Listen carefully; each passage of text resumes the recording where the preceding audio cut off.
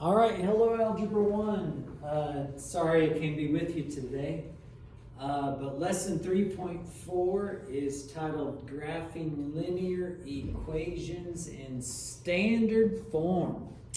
So from what I understand, you guys are more familiar with slope-intercept form,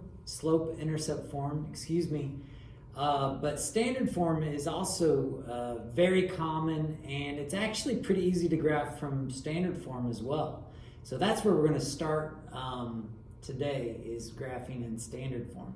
Standard form looks like this. It looks like ax plus by equals c.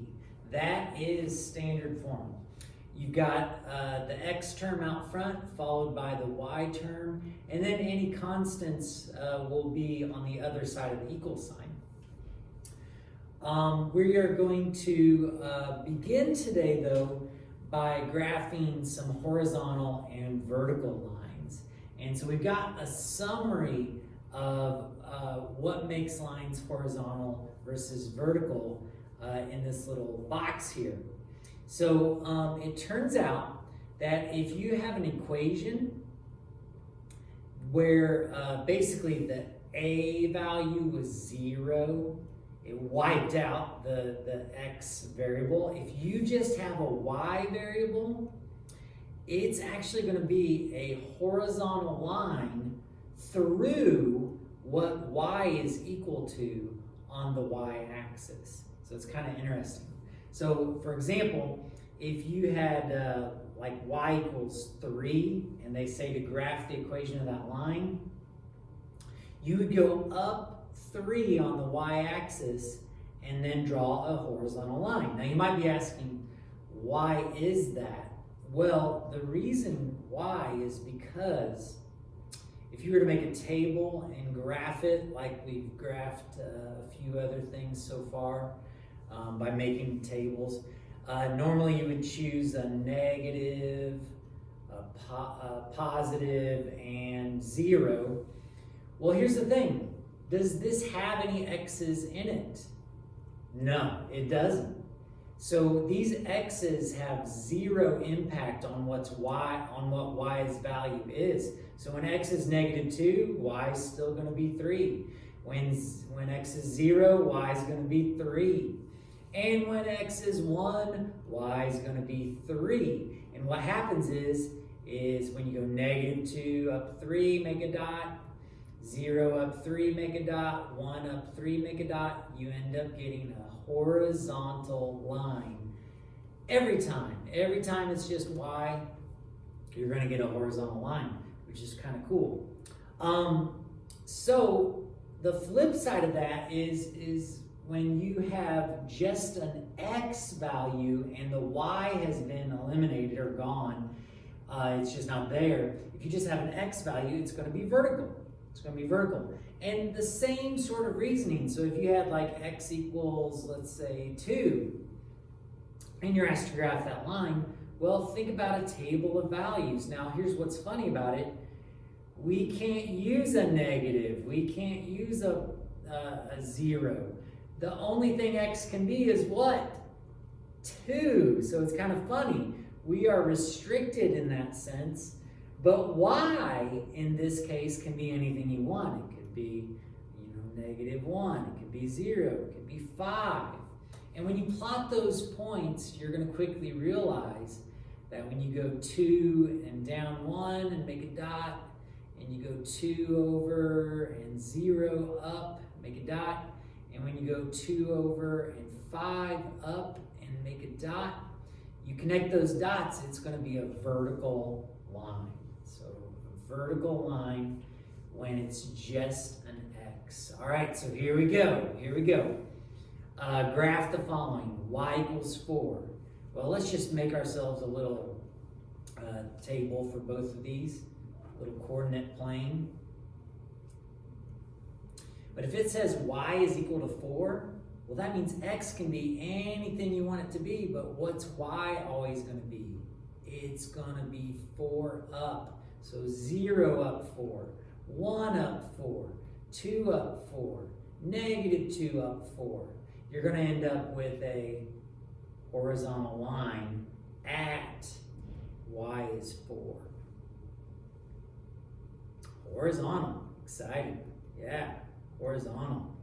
Bam, got it. Okay, so now let's move on to our second example here. X is -2. Well, x is always going to be -2, whether or not y's value is 5, x is going to be -2. 0, it's going to be -2. -5, it's going to be -2. -2, it's going to be -2. And so what happens is it's going to be vertical. And specifically, it's going to be vertical at -2. It's going to be vertical. So what I encourage you to do is, it's easy to say what these are. I'm just telling you, y equals 4 is horizontal, x equals -2 is vertical.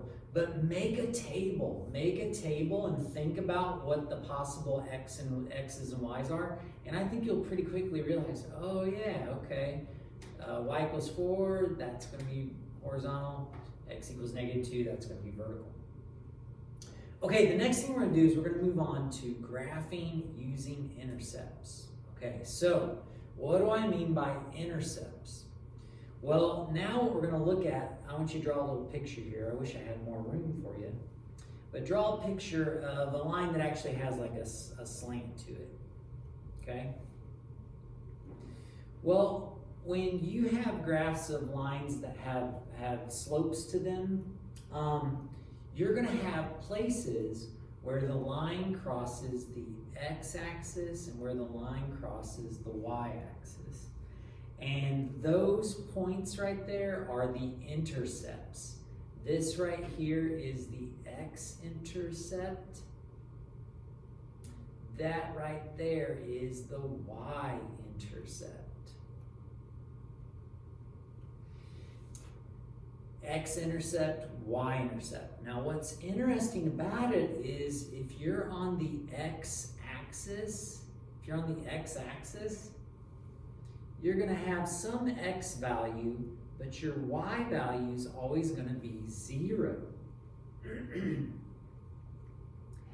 If you're on the y-axis, anywhere on the y-axis, you're going to have some y value, but your x value is always going to be 0.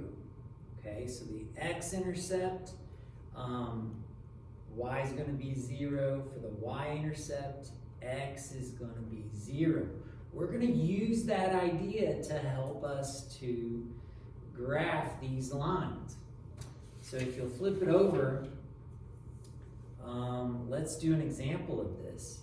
It says to graph the equation x plus 2y equals 4. That is in standard form. A is 1, b is 2, c is 4. This is in standard form. And we can graph this fairly quickly by finding the intercepts. And it says right here, to find the x-intercept, substitute 0 for y and solve for x. So when I work these out, I always write x-int, y-int, x-intercept. If I'm getting the x-intercept, I put 0 in for y. And I'm going to show all the work here, but you can do these really quickly, it turns out. If y is 0, it's going to wipe that out, and we're going to be left with x equals 4. Now that's actually a coordinate for 0. For the y-intercept, we put 0 in for x. And pretty quickly, we will get y is equal to 2. And then we want to realize that's a coordinate. That is 0, 2.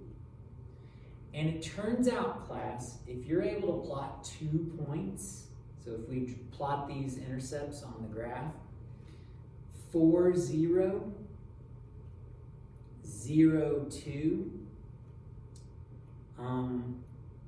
2 points is enough to make a line. We should probably write that down, actually. 2 points determine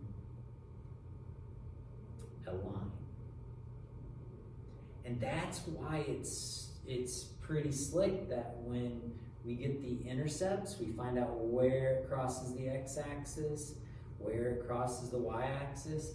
That's enough right there for us to graph a line passing through them, like so. And I probably honestly should have extended on out just to fill up the graph. But that's all there is to it. So yeah, you guys are probably familiar with slope-intercept form, but graphing using intercepts is pretty slick as well. We didn't have to do any algebra to get y by itself. We just could find the x-intercept, the y-intercept pretty quickly, and we have a graph in no time. Okay, so they've got an example here, a word problem. It says you are helping to plan an awards banquet for your school, and you need to rent tables to seat 180 people. Tables come in two sizes. Small tables seat 4 people, and large tables seat 6 people.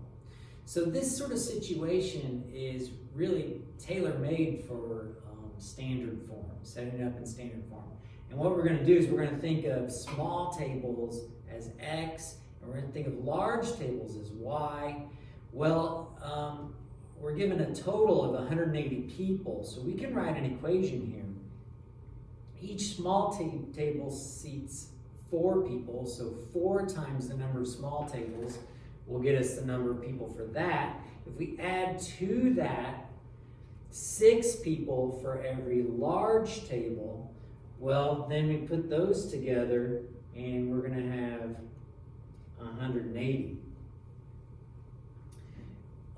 There's our equation for that situation. Now they want us to graph the equation using intercepts. So I'm going to get the x-intercept, I'm going to get the y-intercept. For the x-intercept, we leave x alone, but we put what in for y? That's right, a 0. And we're going to solve this pretty quick. The 6 times 0 is gone. Divide by 4, and x is equal to 45. And remember, that's a coordinate, 45,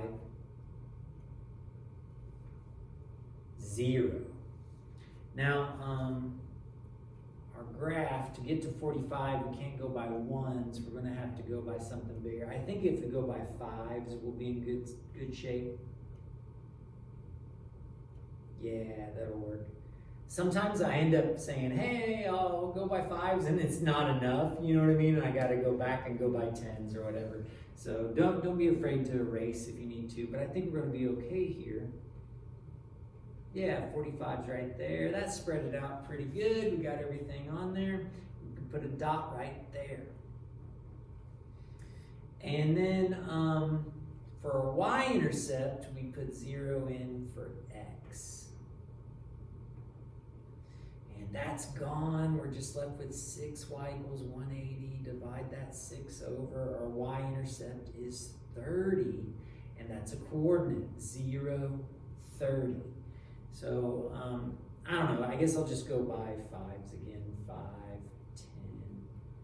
10, 15, 20, 25, 30. Make our dot. And then I'm really tempted to connect the dots and make a line, but I realize this is using real data. And it turns out that it says, since it's using real data, can we do partial tables? Is it possible to do a half of a large table or a fifth of a large table? If we're actually placing out tables, we're not going to be able to do partial tables. So I'm not going to connect these lines. If this wasn't a word problem, we'd go ahead and connect it and we'd be good. But because it's a word problem, it turns out we can only have whole amounts of tables. So it's kind of interesting how that works. I'm not going to. I'm not gonna. I guess I'm gonna do kind of. I don't know. I'll just kind of make it dashed, just to kind of say there's a line there, but it's not really continuous, okay? So it's discrete data. So I would actually have to plug in other numbers to find out all the possible dots on here, but it's not actually going to be a continuous line. So just a heads up with that. Also, you might, since it's a word problem, we might want to give a little bit more information here. Small tables, we're down here for the X values, and large tables, we're over here. Okay, so that's what we got. So you've got some practice for this that, yeah, we got some practice for it. Let's dive right in. That way, if you have any questions, you can ask. Thanks so much.